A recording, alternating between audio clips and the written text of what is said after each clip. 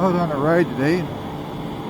Yesterday I was looking at some long old pictures I had, and it made me wonder how many people have had motorcycles really impact their life, because I know I did mine. Mine started back in 1971 with a Yamaha SX 650 that I bought new. In the place where I worked, there was a fellow there that had a 240Z Datsun. Back in those days it was called a Datsun, not a Nissan.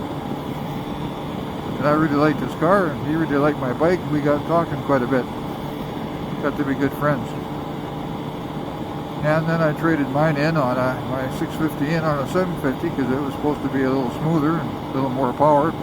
Turned out to be the biggest piece of crap Yamaha ever made, but that's another story.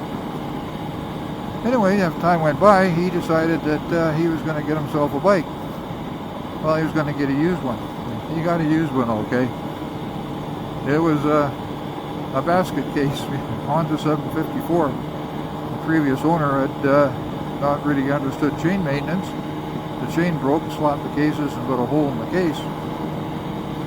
So he brought that home in his back of his car. And he lived at the fire hall at the time. As a volunteer fireman, you could do that. That was going to be a winter project. So he sent the engine down to Vancouver, got the engine repaired, got a punched out date 36, and rebuilt it over the winter. And then we rode all over the place with it. Him and I rode all over the place together. We decided that after got it back together and rode a lot of miles, and then he decided that he was going to go down to Vancouver. He had a lady friend that he had down there, and she had a roommate, and he talked me into going with him. He figured it'd be great, we could go on a double date. And his girlfriend was named Dorothy, and the lady that her roommate was Karen. So we decided that sure, why not? It took me a little while to convince him because I don't really like cities, but I decided what the heck, I'd go down. Off we went. And Karen and I got along really, really well together. So there were some letters went back and forth, and I went down to Vancouver. She came back up to Houston where I lived. Everything was going pretty good. And later on, Ray and I decided that we should take a motorcycle trip, load up the bikes, and head down to California. When I was telling Karen about the trip, she said she'd really like to go. So I said, well, that's fine, but I've had a few other ladies in the back, and when I leaned right, they leaned left, and vice versa, and that wasn't going to work. So I said, if you want to do that, then you're going to have to take a motorcycle course down in Vancouver. And my buddy's brother was an instructor there. So decided, oh, that would work. So she did, and she passed. That was great. So then we decided that we'd go in May, so there wasn't quite so many tourists. And we know why there's not so many tourists on the coast in May. We found that out. But anyway, off we went. So loaded up the bikes, headed down to Vancouver, picked up Karen, and I'm sure I was as popular with her dad as a fox in the hen house, but taking his daughter away on a motorcycle trip, and off we went. We got outside of Vancouver, Washington, and my bike went tick, tick, tick, and all of a sudden it went boom. Pulled off the side of the road in a big cloud of smoke. Burned a hole in the piston for some unknown reason. So we got it towed into Vancouver, Washington. Took it to the Yamaha shop, and they said, yeah, they could look after it in about, say 3 weeks. And that wasn't going to work, obviously. And my buddy, he wanted to get a new clutch put in his. So there was a Honda shop close, so he went over to the Honda shop. And told them our tale of woe. And they said, sure, bring it over. So we did. Then we got a ride out to a campsite. And poor Karen spent probably 2 days in the campsite by herself with the squirrels, because Ray and I were in town trying to, checking on the bike. Anyway, we finally got the bike back, and off we went.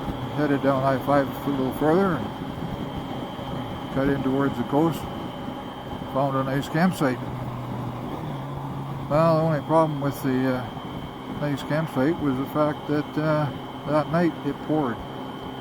And this was the days long before, fancy tent materials and all the rest. And we basically had a river flowing through our tent.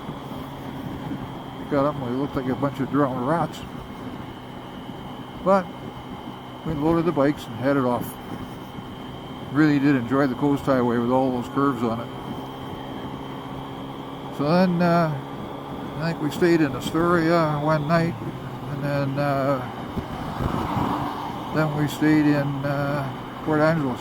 Caught the ferry over to Vancouver Island, and then back to Vancouver. Dropped Karen off, and then Ray and I headed back up the coast, or back up north. Got into Fraser Canyon. There was a solid wall of black clouds. We decided enough of that nonsense. We turned around and went over to Vancouver Island. So the first night we stayed in Parksville, which was fun. We camped on the beach, and then it started to rain. And there we were wandering through the campsite, 150 odd campsites, trying to find our campsite in the dark, which of course we did. And that morning we were having breakfast in Parksville, and we were just kind of discussing the trip, and my bike blowing up and all the rain and all the rest. And my buddy says, well, nobody's had a flat tire. Well, he shouldn't have said that, because it wasn't probably a half an hour later, there he was sitting there on the side of the road with a flat rear tire.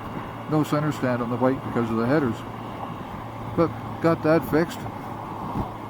Headed off to Tofino in Long Beach. Back in those days you could actually ride on the beach, which was just a lot of fun. I really enjoyed doing that, roaring up and down the beach. So we camped there. Then we headed up the island and caught the ferry to Prince Rupert. Rode through some nasty material mud there, construction. And then we got back home, and I think when we got back home we had like 27 cents between us. So it must have been a good trip. But back in those days there was, no credit cards, no cell phones, none of that stuff. So lots of fun. Got back home and first talking to Karen about the trip. She said, yep, she'd do it all over again. And a lady that could put up with that, getting rained out of the campsites, having to sit with 2 days of squirrels all by herself for a good part of the day, and just getting absolutely poured on the highway, and not one single complaint the whole time, and said, yep, she'd do it again. Well, I couldn't let that little lady go. I convinced her to move up to Houston, and we got married. And we had 2 beautiful daughters, got 5 grandkids now. We've been married for 50 years. So if I hadn't had a motorcycle, I never would have met my buddy Ray Sims. We still stay in contact. We've been friends now for, I guess now it's probably close to 55 years. Never would have certainly never would have met Karen. And my life would probably be different. So, I just have to wonder, how many other gray-haired old riders out there can have stories about how a motorcycle affected their life.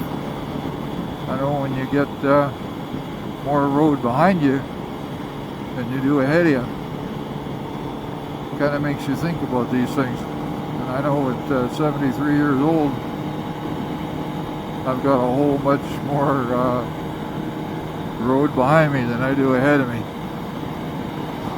And I'm just going to keep riding until can't throw a leg over it anymore. And it's all I can do.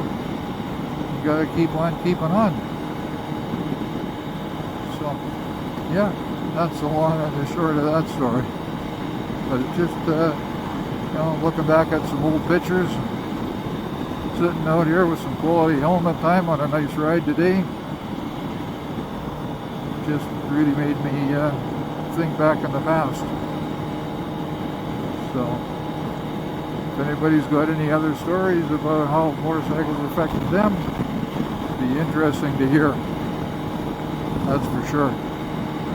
To add to this story, my buddy Ray Sims married Dorothy, the gal that he originally went down to visit in Vancouver.